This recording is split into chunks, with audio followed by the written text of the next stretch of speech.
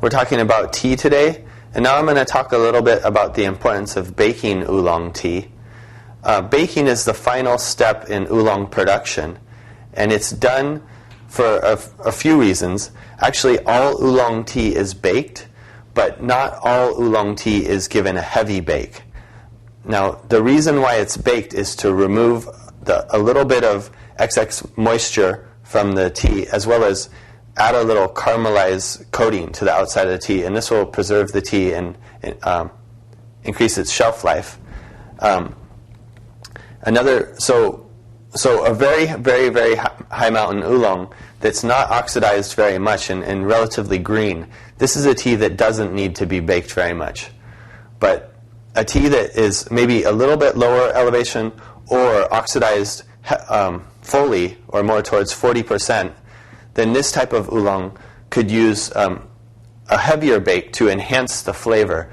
Baking will bring out certain flavors, more fruity and sort of a citric undertone can come out from baking.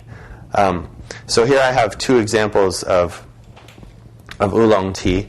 This one is unbaked, and then this one is a baked oolong.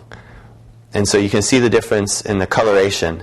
This one is just a little bit browner. It has these stems are the most obvious, is they're very brown, whereas here we have the stems are almost a yellow or golden color.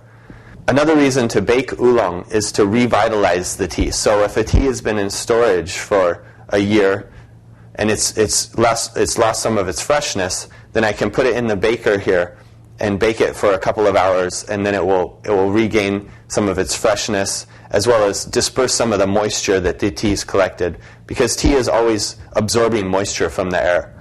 So that's a good way to increase the storage and the shelf life of tea.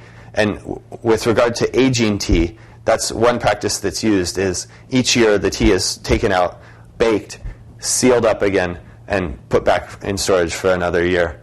So those are some of the reasons to bake oolong tea.